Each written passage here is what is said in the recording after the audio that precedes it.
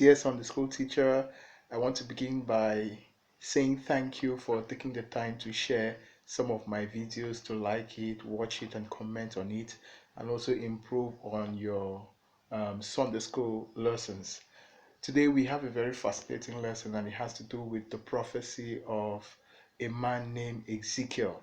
Last week we spoke of length about God promised a righteous branch, and this was from Jeremiah. And we saw that Israel went through a lot of turmoil because they had kings after kings after king after king, and none of them was actually doing what God expected them to do, just like King David. And so God promised that He was going to give them a righteous branch. He was going to give them a Messiah, a king who will take over leadership and bring to an end the darkness in which the united nation of Israel found themselves in. So today we are looking at a part of that same calamity in which Ezekiel was a prophet at the time.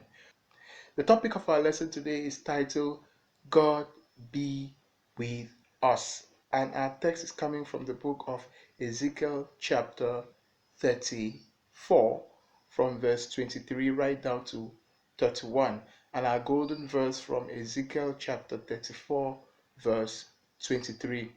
Now, the main objective of this lesson has to do with discussing shepherd leadership characteristics.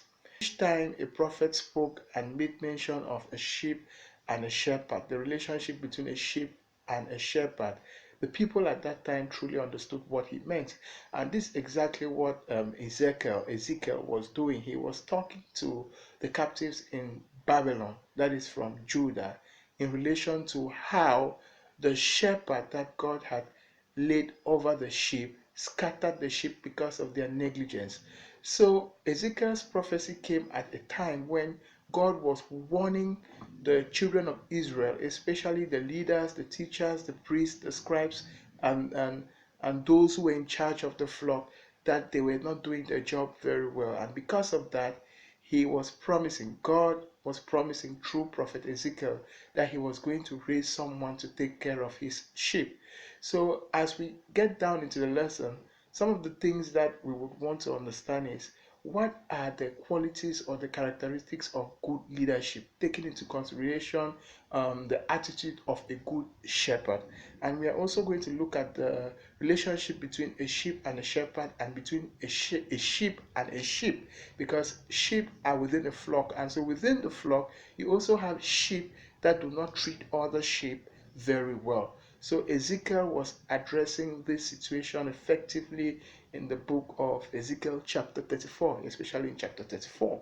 Now, when you look at Ezekiel chapter 34 from verse 1 right down to verse 4, you will see God sounding a warning to the shepherd, telling them that I gave you my flock to take care of. But instead of taking care of my flock, you were busy feeding yourselves, taking food from my flock, and growing fatter, enjoying themselves. So Ezekiel was actually referring to a situation that we experience in our nation, in our community, in some of our churches today, where because leaders find themselves in a position where they can take advantage of the sheep, they do so by extorting money from people. They take care of themselves, they care about themselves more than the sheep that they have been asked to take care of. So Ezekiel chapter 34 verse 1 to 4 starts with that warning that the sheep, the shepherd, are not doing their job very well. Now when you move over from verse 6, when you start going from Ezekiel chapter 7 right down, you will see God saying that because you have not taken care of my sheep, I am personally going to gather all my sheep and take care of them, because they are all scattered all over the hills. They are exposed to wickedness, they are exposed to wild beasts, they are exposed to darkness, they are sleeping in the cold. I will personally gather my sheep. And the question is, how will God gather his sheep? God did explain how he was going to do it in this text. If you study the book of Ezekiel and you move from verse 7, Ezekiel chapter 34 from verse 7, as you're moving right down to 11, you will see how God explains how he will take care of his sheep. And this explanation can be taken this explanation you can use this explanation to define who a good leader is, or who a good shepherd leader is, because God says, I will take care of them, I will gather them, I will provide them food, I will tend them, I will give them good pasture, I will give them water, I will, I will, I will. So God personifies himself here as the good shepherd, what he can do for a sheep that has been scattered. And that is the challenge for us today. When we study this text, we have to ask ourselves the questions: are you a good shepherd? Are you a good leader? And if you are a good leader, what are you doing to take good care of the sheep so that they are not scattered all over and exposed to insecurity? That is what God was passing on as a message to the children of Israel through Ezekiel.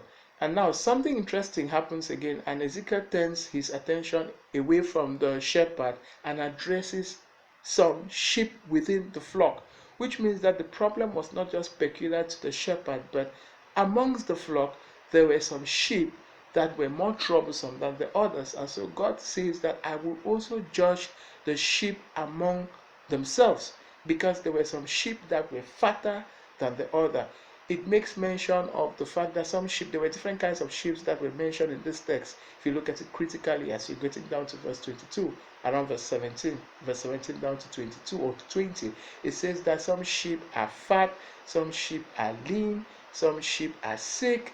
Why? Because amongst the sheep, there were some sheep that will feed on good pasture and will trample the pasture so that other sheep will not feed on. And there are some sheep that will also drink good water and turn the rest of the water muddy so that the other sheep will not feed from. And so God is challenging us today that even amongst the followers or the sheep, there are some people who hate their brothers and sisters so much that when they find themselves in the position where they can feed, they forget about their brothers, or they get what they get and they destroy the rest. We have those kind of people in our communities today in the church, and especially in the workplace, where somebody is benefiting something in the workplace and then he doesn't want his brother to benefit from it, so he destroys it. Or maybe you're being asked to take care of something, you are a government worker, you're a civil servant, and you're not taking care of the resources that have been put in your possession, because you know that when you leave you will destroy it. Some people destroy what they have in their hands that doesn't even belong to them, because they don't want the other people to enjoy it. So that is the kind of attitude God was addressing here, that among the sheep there are some sheep that are fatter than the others because of their behavior, because of their bad behavior, and God was saying, I am going to judge them. And now when you get to um, Ezekiel chapter 34 verse 23, which happens to be our memory verse, God explains how he is going to take care of his sheep, and he makes allusion of the fact that I am going to appoint the good shepherd. One shepherd, he mentions one shepherd, and that one shepherd will come from the house of David. So Ezekiel was prophesying the coming of the Lord and Savior Jesus Christ, who happens to be the one shepherd over all the flock, and who happens to be the one who will bring peace, restoration, joy in the flock. So Ezekiel was revealing the coming of the Lord and Savior Jesus Christ in this text. And that is very important. That is how Jesus intends to save his flock. So, irrespective of the challenges that we face in our community, in the church today, God is promising hope that he will raise one shepherd over his sheep to take care of his flock. And this shepherd will go out there in the hills and gather all the sheep. He will provide them water, he will provide them food, he will bless them in multitude, and he will also take them away from the land where they have been captured and provide them another land. God was also saying here that he will bring peace to the nation of Israel. Now, this is not about Israel, or this is not about the Jews. This is about every nation, every human being. God is saying that through Jesus Christ we shall receive peace, because he is the Prince of Peace.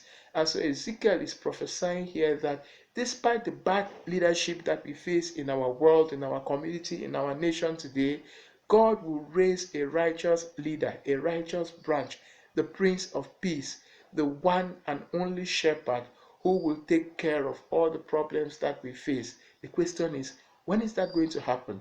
Simple. Have you given your life to the Lord and Savior Jesus Christ? Because Jesus Christ is the good shepherd. Once you accept and believe and confess that He is Lord over your life, He comes into you, He takes care of you, He takes control of your heart, and you start acting like a good shepherd. And when you act like a good shepherd, peace will reign in your community. So this lesson is not just about the shepherd, it also talks about the attitude and the nature of a sheep. And the question we are about to ask today is this: are you a shepherd leader? Are you a sheep? What is your behavior if you are a shepherd leader? Are you exhibiting the characteristics of a good shepherd as mentioned in Ezekiel chapter 34? What are those characteristics? So for you to be a good leader, what are you supposed to do? You're supposed to take care of your sheep, you're supposed to mend them, you're supposed to feed them, you're supposed to provide them with pasture, you're supposed to provide them with security. And how can you do that as a leader is a question you need to ask yourself. And if you are a sheep in the flock, are you the kind of sheep that deters other sheep, or who is offensive, or who has a bad behavior towards other sheep? Those are questions to ask yourself. As a teacher, one of the ways you can make your lesson interesting is to use the word shepherd. You spell the word shepherd in a vertical manner, and you ask each student, or you can submit, you can write it on a piece of paper and you give it to them. You tell them to come up with words that will help them define the characteristics of a good shepherd leadership from the words. S could be a good shepherd seeks for her sheep. H could be helpful or hardworking. A good shepherd is helpful to her sheep, and so on and so forth. You can do that with E, you can do that with R, you can do that with P, right down to the end.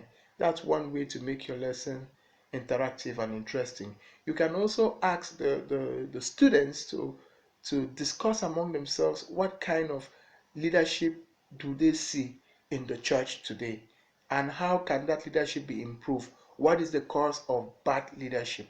Why is it that shepherds are not doing their work the way they ought to do it? And what solutions can be brought up to solve the problem? And if they are sheep, what kind of sheep are they?